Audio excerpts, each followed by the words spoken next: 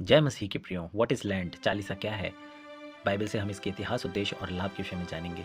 The season of land, land का जो समय है, क्या यह प्रार्थना, उपवास और दान देने के विषय है? आइए हम इसके इतिहास और महत्व को समझते हैं।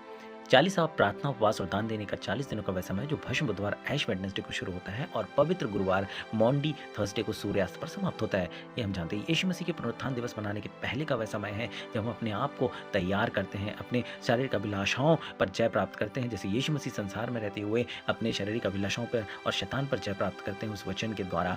वह कहते हैं ये 40 दिन ही नहीं, किंतु हमें प्रतिदिन उसके क्रूस उठाकर उसके पीछे हो लेना होगा यदि हम उसके चेला ठहरने चाहते हैं। यह बात जो है यीशु मसीह ने लूका की पुस्तक अध्याय 9:23 में हमें बताया है। बाइबल में 40 दिन शब्द का उपयोग जो है 150 बार और 40 दिन 40 रात दोनों शब्द का उपयोग 24 बार हुआ। सर्वप्रथम यह हमें उत्पत्ति की पुस्तक में देखने को मिलता है।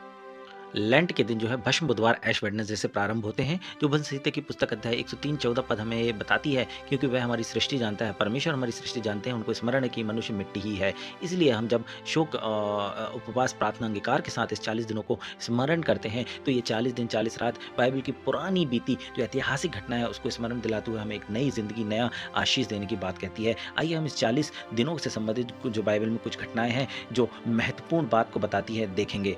पहली 40 दिन और 40 रात पृथ्वी पर बारिश। परमेश्वर ने उत्पत्ति 7:4 में ये साफ बताया कि अब से 40 दिन 40 रात तक भारी बारिश से इस पृथ्वी पर जितनी भी वस्तुएं हैं परमेश्वर ने उन्हें मिटा दिया था। नूह की घटना और इंद्रधनुष का बनना। भारी बारिश से तबाही के बाद जब नूह एक धर्मी और उसका परिवार बचाया गया, परमेश्वर ने उन्हें एक नई जिंदगी दी जो आज इस पृथ्वी पर हम सभी हैं। रेनबो एक साइन है, that is the sign which shows कि अब परमेश्वर जो है फिर इस पृथ्वी को कभी इस भारी बारिश से नाश नहीं करेंगे।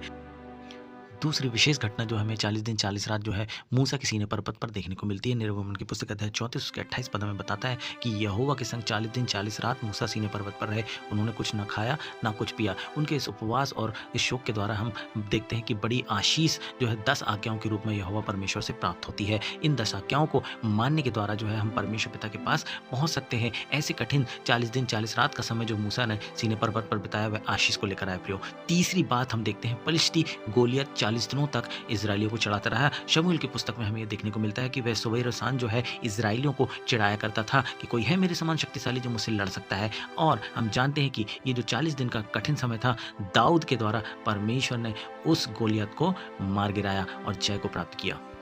चौथी बात जो हमें 40 दिन के महत्व को दिखाती है वह है योना नबी और नीनवे नगर की घटना। यह हुआ परमेश्वर ने योना नबी के द्वारा नीनवे नगर को यह कहला भेजा कि अब से 40 दिन बीतने पर नीनवे नगर उलट दिया जाएगा। तब नीनवे के मनुष्य जो थे उन्होंने इस वचन की प्रतीति की परमेश्वर के और उपवास प्रचार किया गया और छोटे से बड़े तक सबों ने टाट ओढ़ा, अपने अपराधों पापों की क्षमा मांगी, शोक किया, विलाप किया। और हम देखते हैं कि इस 40 दिन के कठिन समय और चेतावनी के द्वारा वो उपवास और अंगीकार से ये जो पूरा नीनवे नगर है वह बचा लिया गया। ये उनके लिए पाप से छुटकारे का कारण बना। मेरे प्रियो, इसके पश्चात लैंड दिनों का विशेष महत्व जो है हम नए नियम की पुस्तक में भी देखने को मिलता है जो स्वयं प्रभु यीशु मसीह पर आधारित है। मत्ती की पुस्तक हमें 4:2 में बताती है वह 40 दिन और 40 रात निराहार रहे, अंत में उन्हें भूख लगी और उसके पश्चात जो है शैतान ने उनकी परीक्षा की और यीशु मसीह ने उन शैतान की परीक्षा पर परमेश्वर के वचन के द्वारा जय को प्राप्त किया। ये जो कठिन समय जो था यीशु मसीह के उपवास का, उसमें पर शैतान से जय प्राप्त करने के बाद जब यीशु मसीह का क्रूसिफिकेशन होता है हम देखते हैं कि वे तीसरे दिन जीवित होते हैं। अंततः उन्हें परमेश्वर के दाहिने स्वर्ग में बैठने का अधिकार प्राप्त होता है।